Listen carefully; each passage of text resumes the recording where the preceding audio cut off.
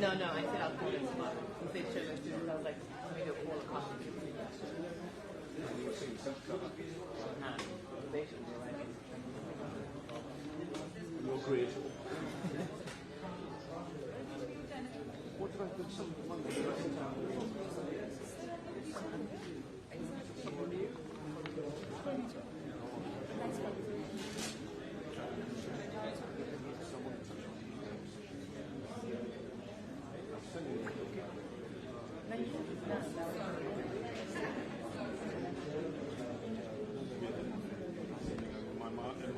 Email that I have to put on. Oh, instead of why I'm doing this, I'm going to that mission. I don't know who Lewis is. Oh, the swimmer. Yeah, he's trying to swim and find the chain. They're going across oceans and oceans and oceans and oceans. I mean, I'm going for Barbara.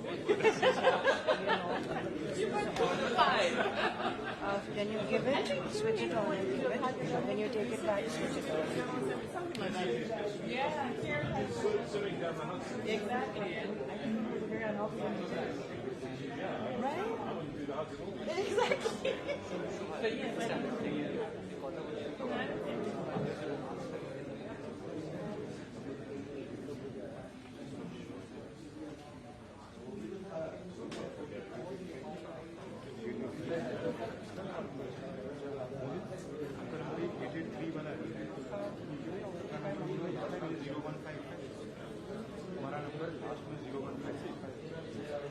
No, it wasn't here. It was Simon Tate.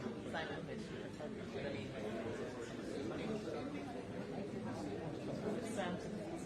I don't know why you thought we wanted to. Yeah, better. I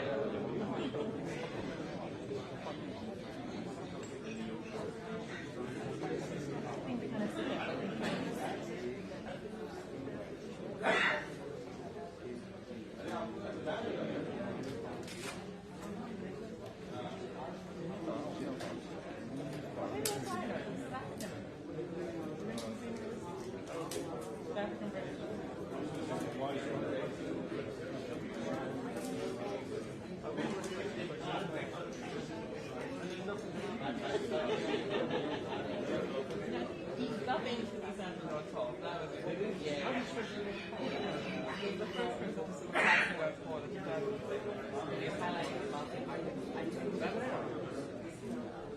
It was all very confusing for a lot of people.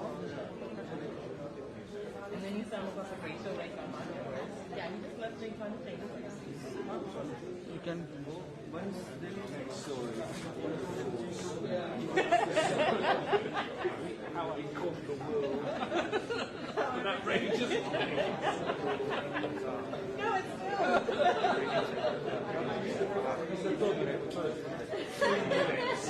Then I put on a swimsuit. A real a wetsuit. Yeah, now we can all get By the North Pole. yeah, across the North Pole. With no wetsuit. He's trying to prove a point.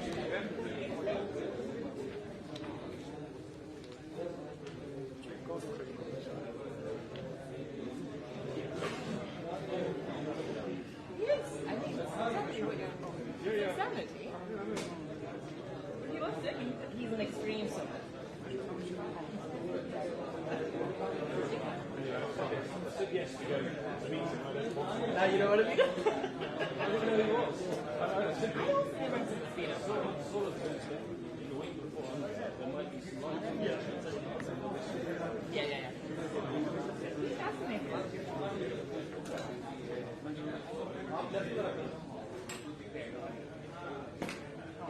The next search after his name is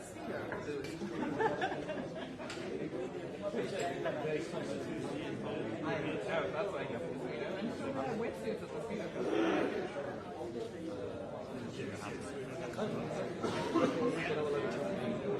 And the reason he did that is he wanted कहाँ चला रहा है?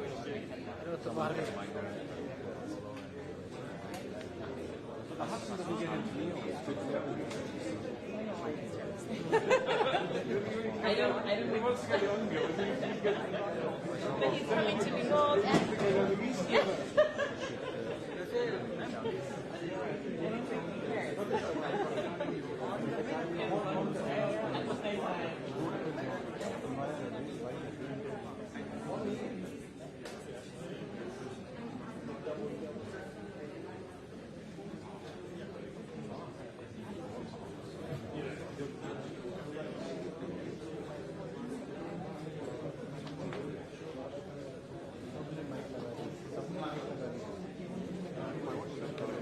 Every time it's watched, it's an update.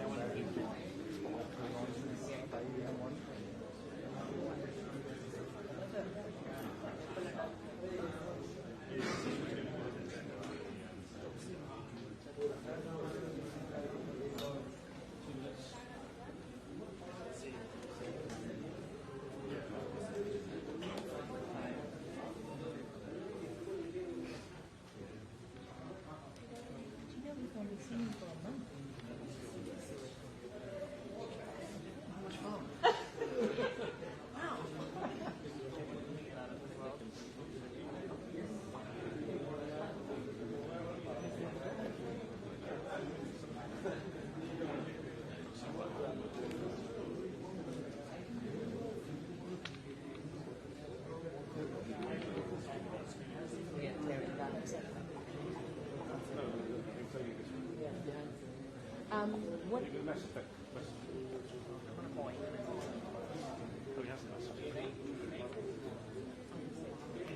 I'll tell you when I see him, and then you can let me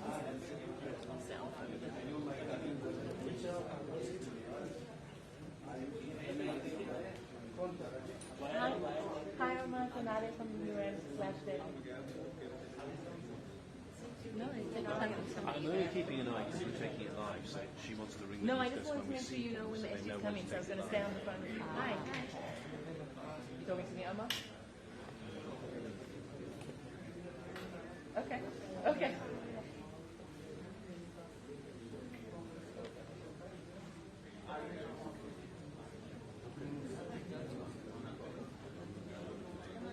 No, you're fine, you're fine, you're fine. No, I'm just saying, he's about to come on there in a minute, and if you want to stay on the phone with me, I can call you just want something else. Yeah. Probably get 30 seconds. It's about nearly going to be 30 seconds. It's about 1 minute close to 30 seconds now. No, but we got to give them the 30 seconds warning. We're going to give you a 30 seconds warning. It's currently looking like it's going to... Yes, exactly. We're like watching the door. Yeah, no, they got rearranged very easily. It was kind of funny to watch, to be honest, exactly. No, they got swiftly disciplined and moved them up.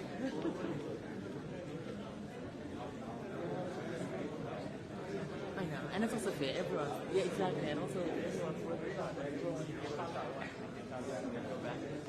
They're going Lily, not exactly. Just see.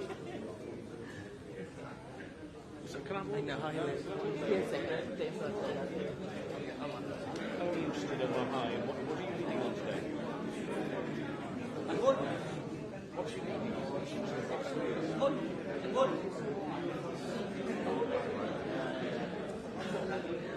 No, but there's nothing that makes the SU. There's nothing that makes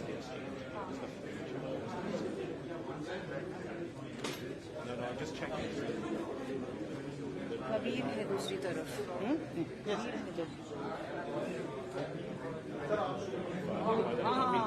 हाँ right camper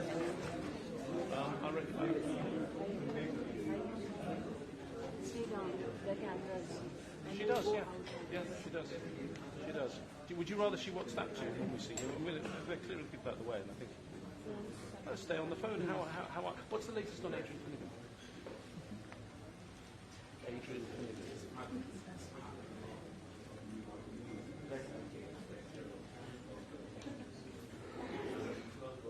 Yeah, he just said thank you to me. I just wanted to say thank you. Your knees. Well, I was in Doha. So which one? I was in Doha. I came on your days off. I was there for 2 days, and then on my way here. But yeah, I'm still.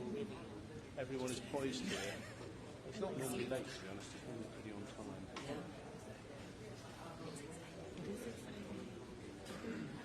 No, he's pretty punctual compared with Americans. He's really on time. And it's almost, we have become high school kids again. Well, actually, the Republicans are better. Obama was the worst. He missed his speech in the General Assembly. Why? Obama.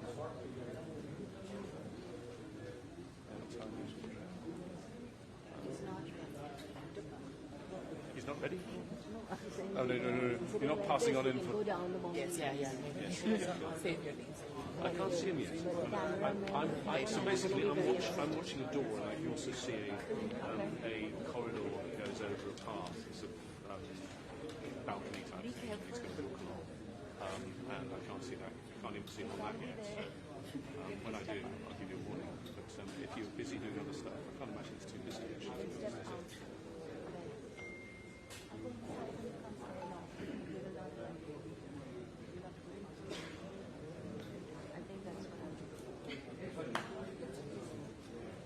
Have you just received a WhatsApp from my buddies? No. No, And I have Wi-Fi. because are you using... That might be the Wi-Fi. Oh, yeah. Yes, we have just received a WhatsApp on the phone that I'm on, not on the one that she sent you on. Yeah, not on the Nade's phone, I'm afraid. No, that's my phone. No, she's got two phones, but the one that she's looking at the WhatsApp is not the same. Yeah, exactly. The UN producer phone is the one I'm on, apparently. But they both have WhatsApp. Yeah, they both have WhatsApp.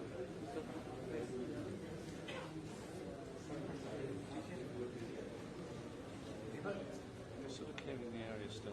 So. Oh, no, I can see him. He's coming that way. Yeah, I can see him, but don't go yet. He's got to come up some stairs the way he's going. So maybe two minutes. Oh no, he's coming up from the elevator. So hang on, stay on the line. Just tell them 90 seconds.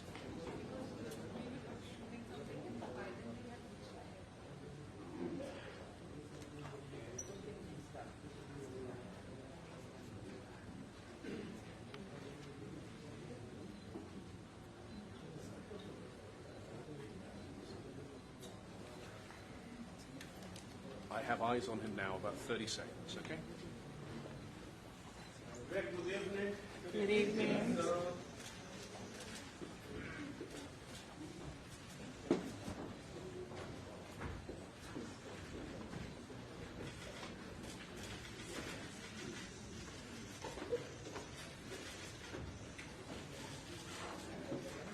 Good evening and a warm welcome to this United Nations House here in New Delhi.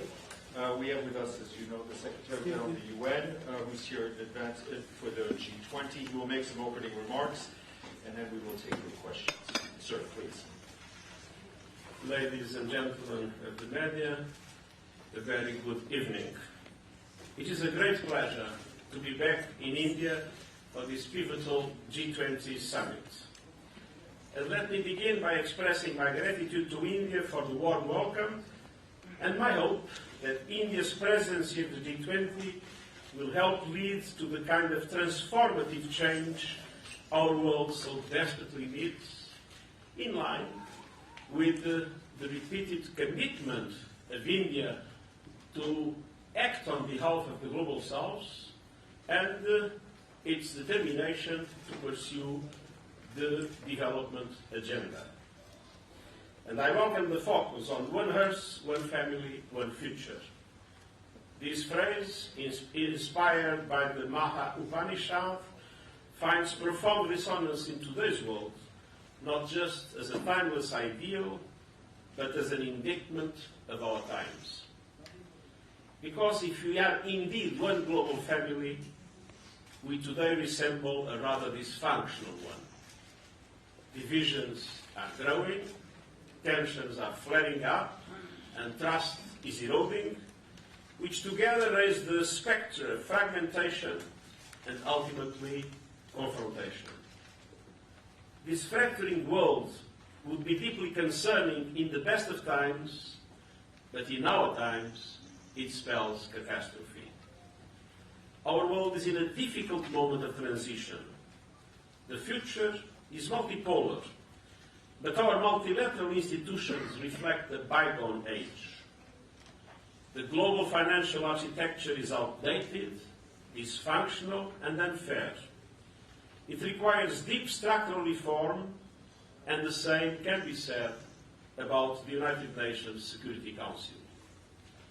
We need effective international institutions rooted in 21st century realities and based on the UN Charter and international law. That is why I've been advocating for bold steps to make those global institutions truly universal and representative of today's realities and more responsive to the needs of developing economies. We have no time to lose. Challenges stretch as far as the eye can see. The climate crisis is worsening dramatic, but the collective response is lacking in ambition, credibility, and urgency. Wars and conflicts are multiplying, but efforts to advance peace are faltering. New technologies are raising red flags, but actions to contain the risks remain too slow and too piecemeal. Poverty, hunger, and inequalities are growing, but global solidarity is missing in action. And I have come to the G20 with a simple but urgent appeal. We cannot go on like this. We must come together and act together for the common good. G20 leaders must show leadership in two priority areas. First, leadership on climate. The climate crisis is spiraling out of control. But G20 countries are in control. Together, G20 countries are responsible for 80% of global emissions. Half measures will not prevent full climate breakdown. Leadership means keeping the 1.5-degree goal alive, rebuilding trust based on climate justice, and advancing a just and equitable transition to a green economy. I have put forward the Climate Solidarity Pact, in which big emitters make extra efforts to cut emissions, and wealthier countries support emerging economies to achieve this. And earlier this year, I presented a plan to supercharge these efforts through an acceleration agenda. It calls on developed countries to reach net zero as close as possible to 2040, and emerging economies as close as possible to 2050. Phase out coal by 2030 in OECD countries and 2040 in all others. End all licensing and funding of new fossil fuel projects. And bring affordable electricity to everyone on Earth, while simultaneously reaching net zero electricity by 2035 in developed countries and 2040 elsewhere.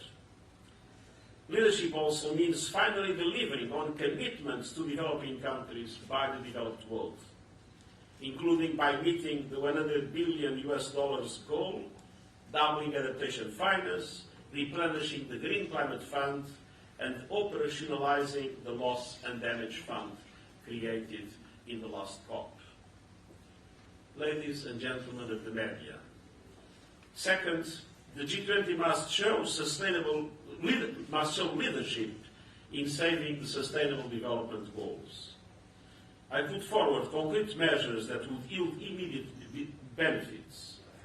They include an SDG stimulus of at least $500 billion per year, an effective debt workout mechanism to support payment suspensions, longer lending terms, and lower rates on fairer terms to developing countries in distress. A meaningful capitalization and change in the business model of multilateral development banks to be able to massively leverage private finance at reasonable cost to developing countries. A more substantive rechanneling of unused special drawing rights to increase liquidity where it is needed most. And a shift in subsidies away from fossil fuel to more sustainable and productive uses. Together, these actions would catalyze SDG progress and help developing economies invest in key transitions across energy, food systems, digital, education, health, decent jobs, and social protection. All of these within reach, but it will take all hands. No nation, no region, no group, not even the G20 can do it alone. We must act together as one family to save our one hearth and safeguard our one future. Thank you. Thank you very much. First question will go to, before I go to that, just a kind reminder, one question per person, and please ask your question clearly. Himanshu from NDTV, if you could stand up, please. You take the microphone, please. Thank you. It's a privilege. No excellency.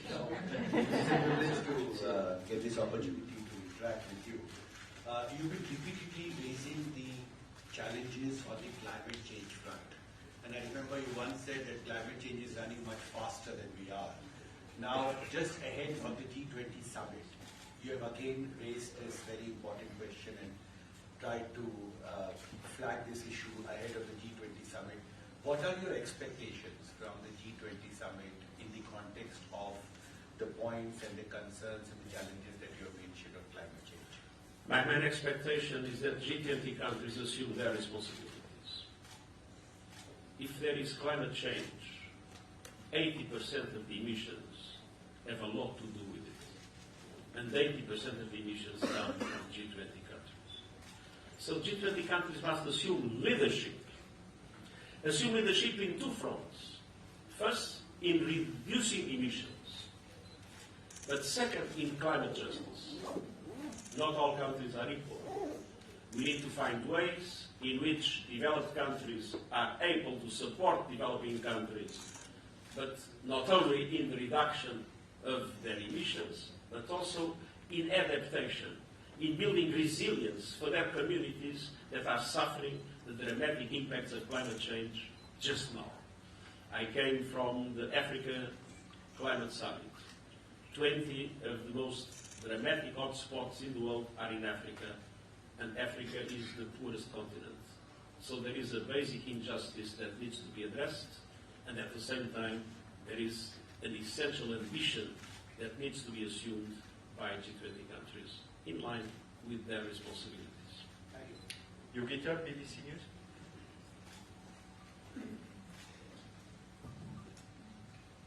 My name is Yogita Lamai. I'm with the BBC. My question is that the heads of state of two very powerful countries who are also prominent members of the UN Security Council are not attending. Why then do you expect this summit to be, or describe this summit as pivotal? Let's be clear. We are in a very challenging moment. We are facing an acceleration, a dramatic acceleration of climate change. We have the Russian invasion of Ukraine and all its impacts around the world.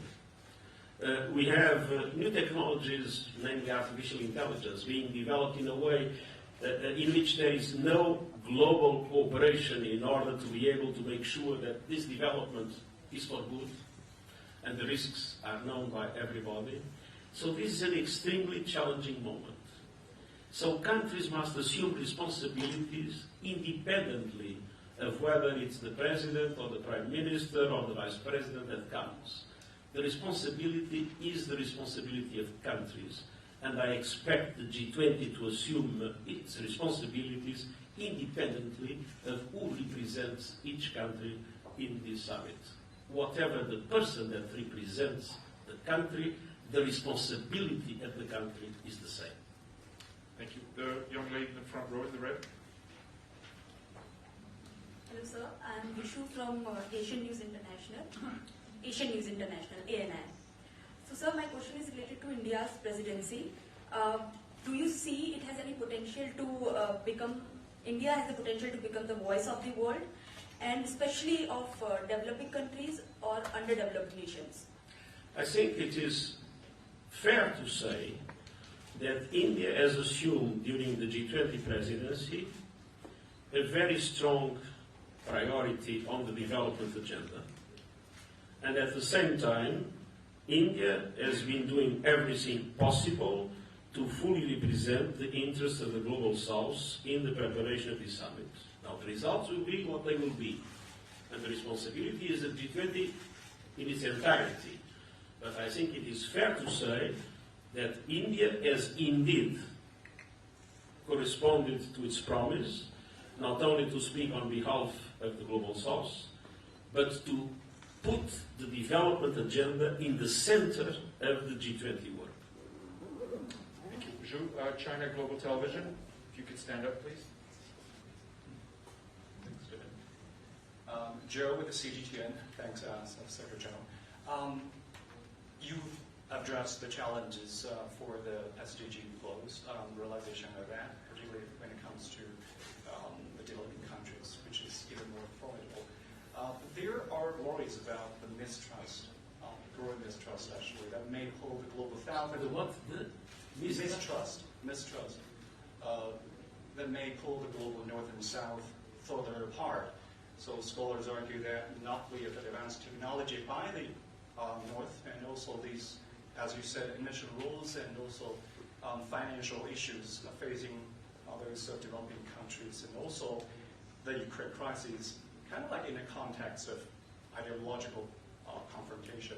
So now we are expecting AU, of African Union, to join G20 to add some voices from this global south.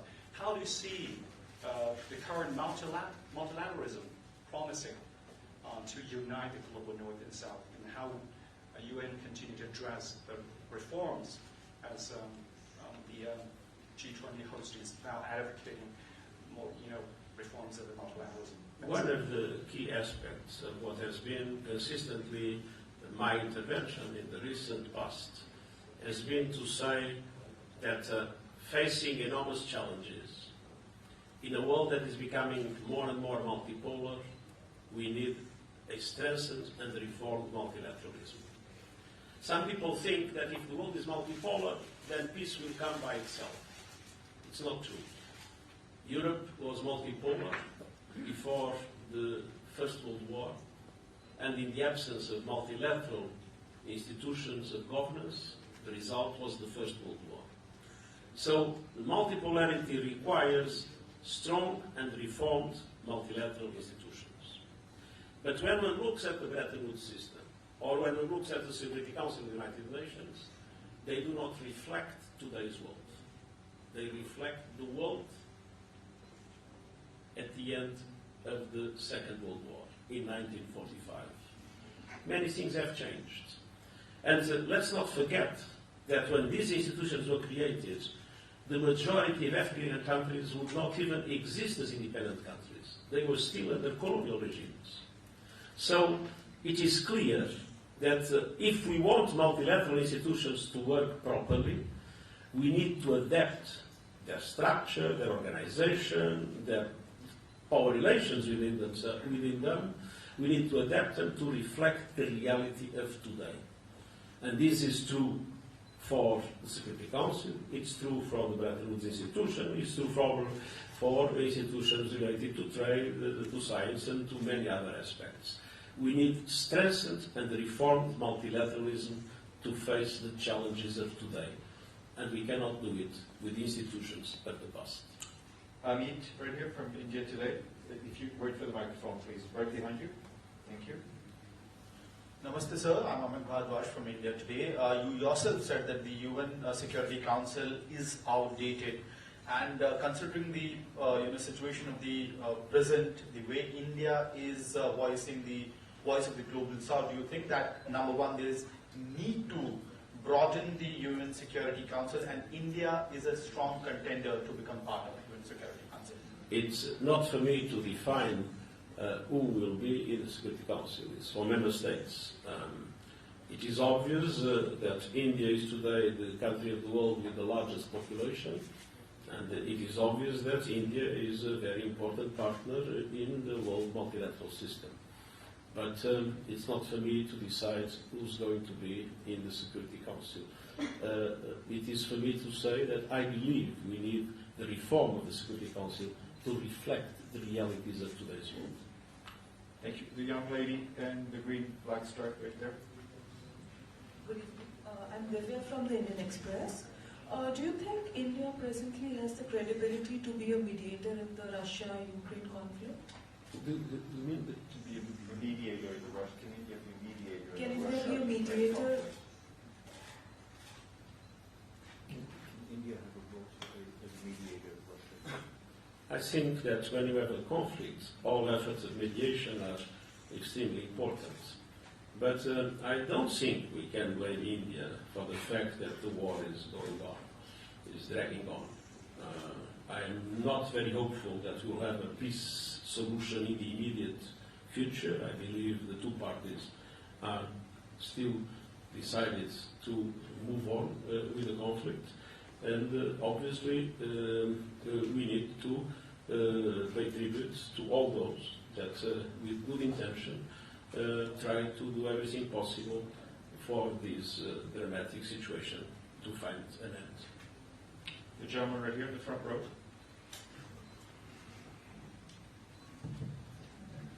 Secretary General, I'm Amritpal Singh from Media India. You spoke about reform of multilateral institutions, saying they are institutions of the past and do not reflect the realities of the present. Is there now a need to put a timeline to the reform of these institutions?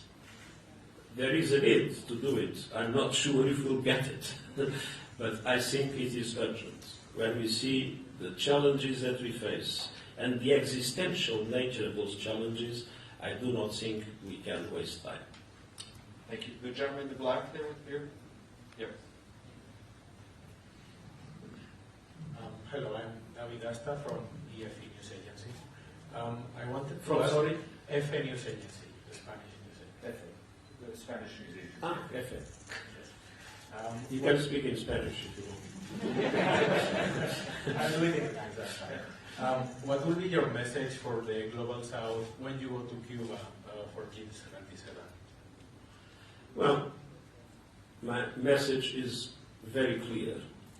I think it is very important that the countries, the developing countries, fight in order to make sure that we reach the transformations that are needed in international systems to create the conditions for them to face the challenges and to be able to regain momentum in their development. And they need international solidarity and they need justice in international relations for that. But at the same time, a message to ask countries in the Global South to adopt their own reforms, to ensure good governance, to mobilize their own resources in order to guarantee that the Sustainable Development Goals become an effective priority in their own internal policies. Gentleman in the back in the blue blazer. Thank you, Secretary General. This is Reza from the Hindustan Times. My question is, you flagged two very important issues, climate and SDGs, and that has been discussed a lot at the G20 meetings that we've had throughout the year. But also we've seen that the Ukraine issue is one of the things that has come in the way of a joint declaration. Is it because of the dysfunctionality of the UN that bodies like G20 are being asked to do more to handle conflicts like the Ukraine war? Well, it's easy to blame the UN for what the member states do. But it was not the UN that invaded Ukraine, it was not the UN that created the conditions for this conflict. So let's make things clear. The responsibilities of member states must be assumed by member states, and let's not make the UN the scapegoat of the failures or of the negative actions that are committed by member states. Thank you. Last question, gentleman in the white here. Thank you, Secretary General. Shashank Mattu with the Mint. So you've called for a stimulus program of about $500 billion in additional spending for developing countries. Are you optimistic that in this G20 or in the coming years, the developed countries will be able to mobilize that kind of funding for developing countries? You've led a Western European country yourself. Do you think there's any possibility of that happening? First of all, before being optimistic or pessimistic, using an expression that I use many times of Jean Monnet, I'm determined. And first, it is possible to do it, and it's necessary to do it. Just to demonstrate how possible it is. If the special drawing rights that were distributed, as you know, according to the quotas, and so developed countries benefited much more than developing countries. And there was a commitment to rechannel part of those special drawing rights to countries in the global south.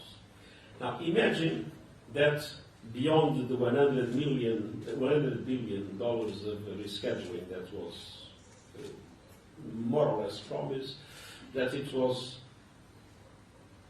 possible, and I believe it is possible, it's a matter of decision and of assumption of solidarity, to have an additional $100 billion put at the disposal of developing countries.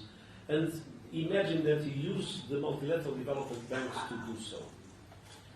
If you use the multilateral development banks to do so, each dollar you put in the capital of a multilateral development bank or in the resources of a multilateral development bank can be multiplied by 5 with loans that, with excellent conditions, multilateral development banks can obtain and then transfer to developing countries. 5 times 100 billion is 500 billion. So this gives you an idea, and there are many other measures that we need to think about, how to mobilize the private finance through a new model and a new business model of multilateral development banks, giving more guarantees, being first risk takers, instead of just making their own loans. And that, again, brings private finance at reasonable cost to developing countries.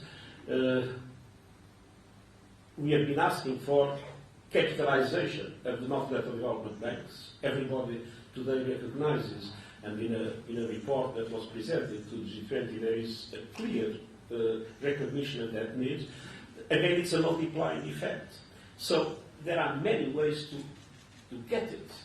It's a matter of political will. And we need to make sure that political will follows the needs that humanity has in a very dramatic moment, like the moment we are living together.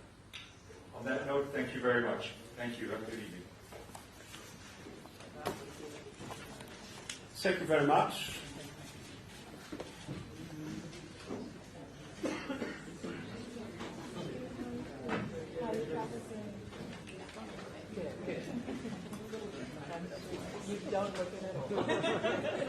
Have you been on the whole trip?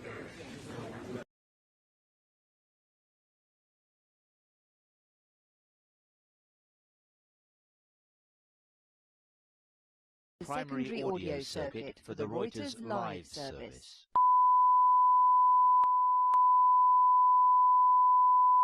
This is the primary audio circuit for the Reuters live service.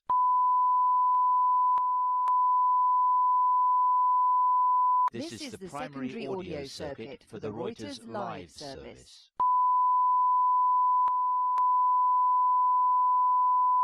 This is the primary audio circuit for the Reuters live service.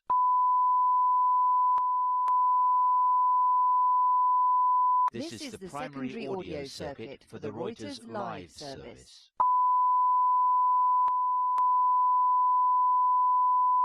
This is the primary audio circuit for the Reuters live service.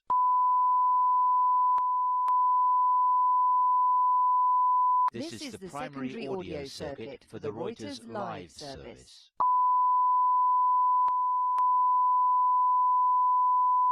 This is the primary audio circuit for the Reuters live service.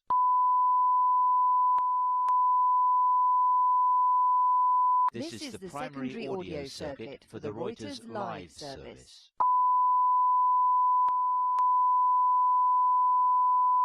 This is the primary audio circuit for the Reuters live service.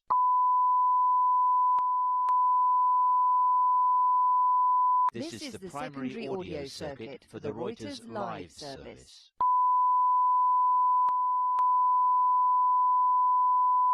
This is the primary audio circuit for the Reuters live service.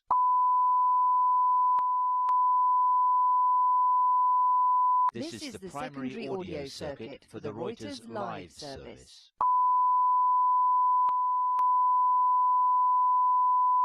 This is the primary audio circuit for the Reuters live service.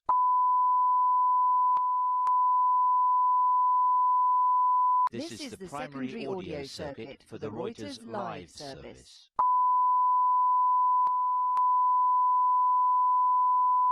This is the primary audio circuit for the Reuters live service.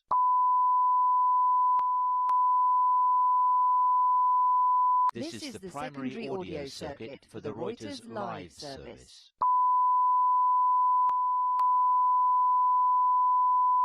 This is the primary audio circuit for the Reuters live service.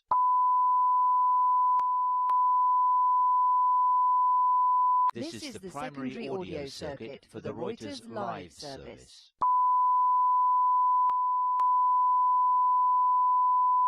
This is the primary audio circuit for the Reuters live service.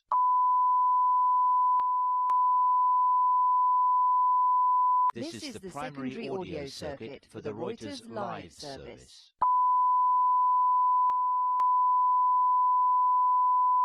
This is the primary audio circuit for the Reuters live service.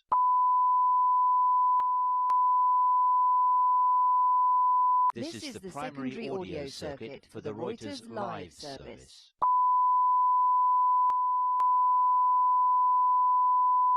This is the primary audio circuit for the Reuters live service.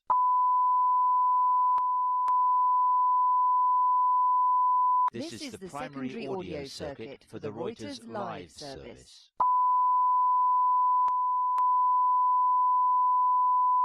This is the primary audio circuit for the Reuters live service.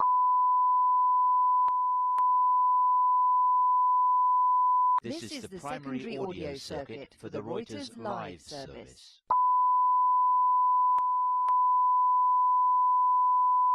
This is the primary audio circuit for the Reuters live service.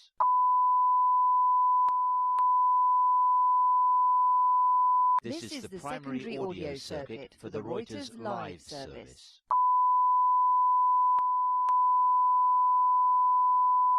This is the primary audio circuit for the Reuters live service.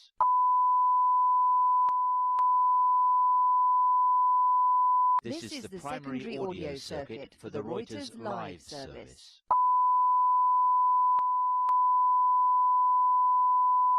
This is the primary audio circuit for the Reuters live service.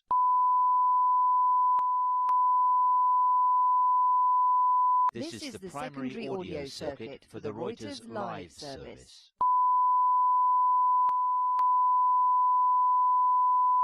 This is the primary audio circuit for the Reuters live service.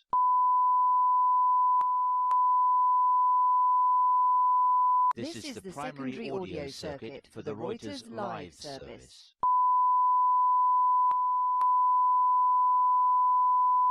This is the primary audio circuit for the Reuters live service.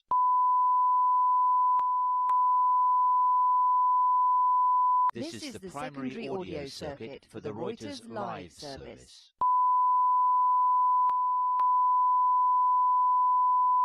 This is the primary audio circuit for the Reuters live service.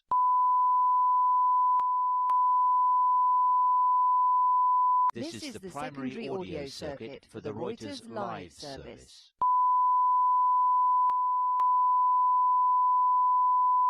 This is the primary audio circuit for the Reuters live service.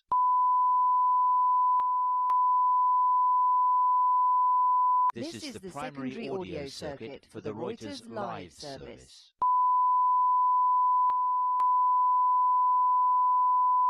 This is the primary audio circuit for the Reuters live service.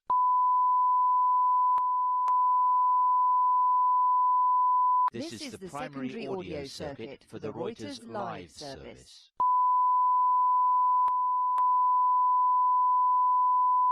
This is the primary audio circuit for the Reuters live service.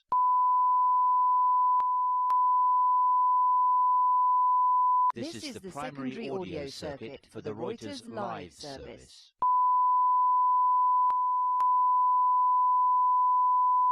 This is the primary audio circuit for the Reuters.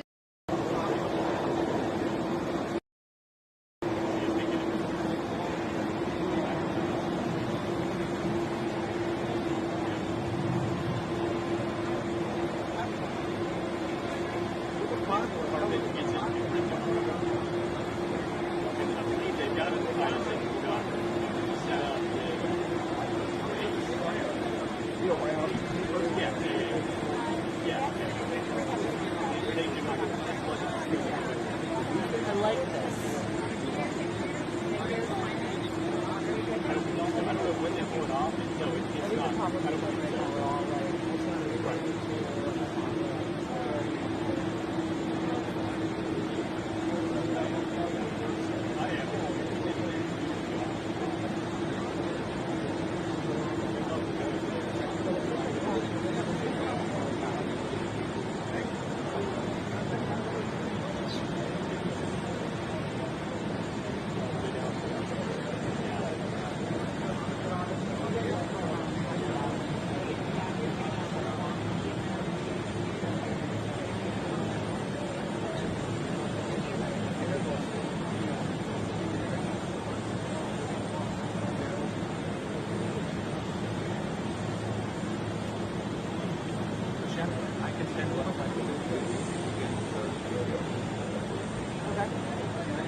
Sorry, what's your name?